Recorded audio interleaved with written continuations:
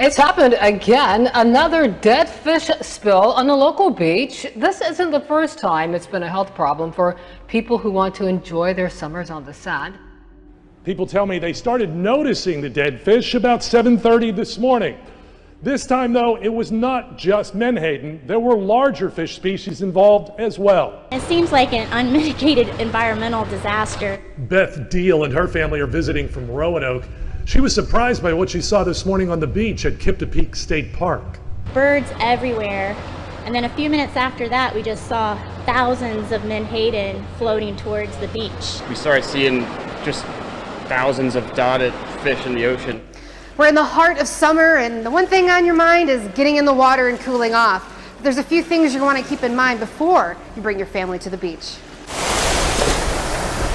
Piles of dead alewives. Tiny silvery fish are lining the beaches of Lake Michigan, rolling in wave by wave.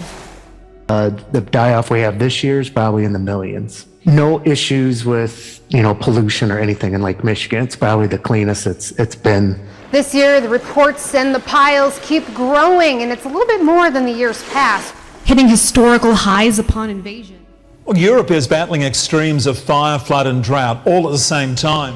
Meteorologists there say Europe's conditions could be worse than they've ever been in more than 500 years. The latest in a series of fierce heat waves has moved into the U.S. Northwest, and violent storms and drought are ravaging parts of Europe and Asia.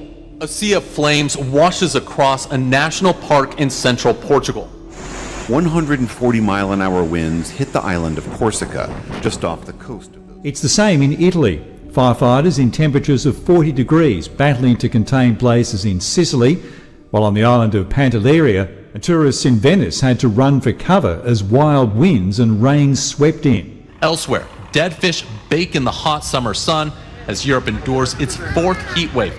But the lack of rain has British farmers fearing their livestock might run out of food. I've lived here all my life. I'm 24 and I've never seen it so dry. Take this field in London. It should be filled with green grass. In cities across France, sheets of rain and hail pound the streets. Trees are uprooted in backyards, and people wade through storm waters overflowing onto sidewalks. These extreme events, which climate scientists say are increasingly being driven by a warming world, are spreading wider and wider. In Germany, it's been the opposite.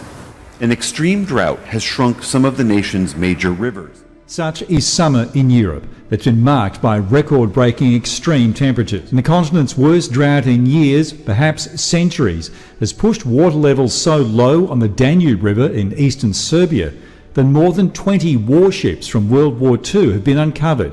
In their holds, thousands of tons of ammunition. Over 4,000 miles away in China, another drought is underway.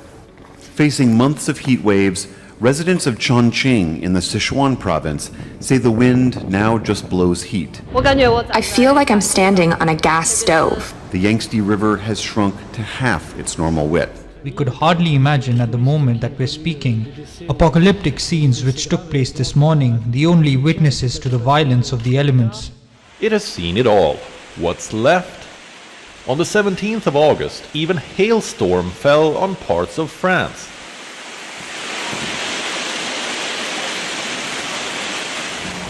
Is any of this normal? It is not. This is extreme weather. This is climate change, changing our world and our realities.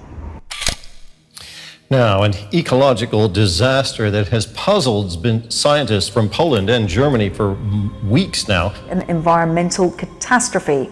Tons of fish have been washed up along hundreds of kilometers.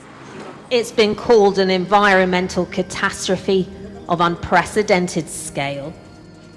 Tons of dead fish washing up in the River Oder between Germany and Poland. Poisoned by a so far mystery pollutant. Tons are washing up in the river, which helps form Germany's border with Poland. Johannes Giebermann is an environmentalist who lives in this area. He's been documenting the crisis from its beginning. I've never seen so many dead fish in my life.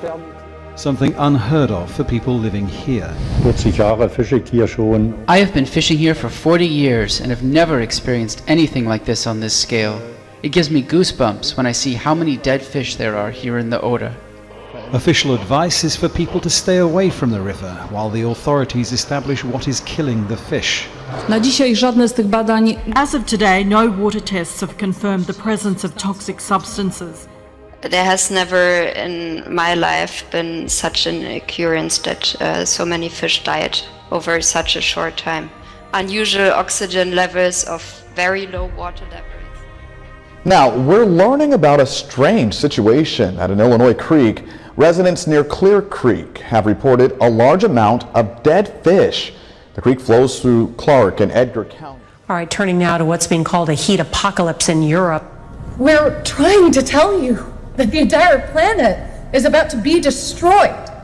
This will not be nice weather. This will be potentially lethal weather for a couple of days. It'll be brief, but it'll be brutal. John, I want us to be happy about the weather and every single... I don't know whether something's happened to meteorologists to make you all a little bit fatalistic and harbingers of doom. Haven't we always had hot weather, John? I mean, wasn't the summer of 76? That was as hot as this, wasn't it?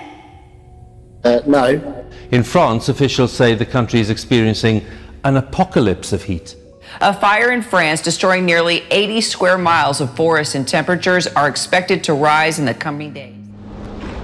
For a seventh blistering day, the fires in southwest France continue to rage, forcing the evacuation of thousands of people living and visiting this popular tourist region.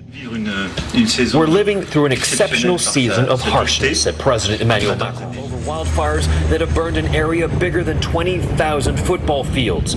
14,000 people have been evacuated so far. As triple-digit temperatures are being felt around the world, more than 1/3 of the U.S. is under. The U.S. is the latest country to swelter with high temperatures. Wildfires, you'll remember, are still raging in Europe in countries like Spain, Italy, and Greece. Well, Europe is also experiencing the fierce heat wave with extreme temperatures and wildfires burning in countries across the continent. Spain is now battling its largest fire in recorded history, and nearly 30 others across the country. Heat blamed for more than 1,900 deaths. In Europe, nearly 2,000 people have died because of the hot weather. Firefighters in Greece struggle to contain new fires around the capital of Athens. Wildfires are raging in Spain after days of intense heat. While in neighboring Portugal, more than 200 new fires were reported Friday and Saturday, with one person dying from heat every 40 minutes, 659 people in the last 7 days. Italy has been hit by its worst drought in nearly 2 decades. Its longest river, the Po, has fallen to a record low, threatening crops and electricity generation. What fires like this can do is becoming hard to ignore. In Greece last night, firefighters watched as gale force winds swept flames through districts around Athens. Residents said the fire was moving faster than a car. The blaze, one lawmaker tweeted, "This is not summer, it's hell." It's Italy's worst drought in 70 years, and it's revealed ancient Roman ruins dating back nearly 2,000 years. But it's even worse in Italy's north, now in a state of emergency. UK officials issuing the first ever red warning. The extreme heat we're forecasting right now is absolutely unprecedented.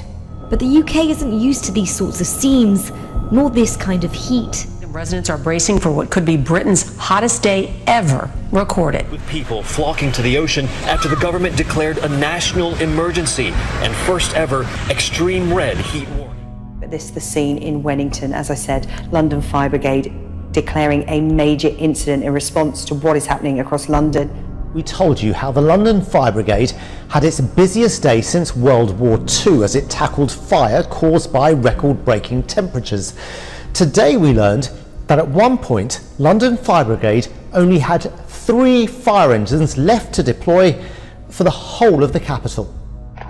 In Dartford, a fire burned fiercely next to the A2. This was Dagenham on Tuesday, one of more than 1,100 incidents London's firefighters had to deal with that day, their busiest since the Second World War.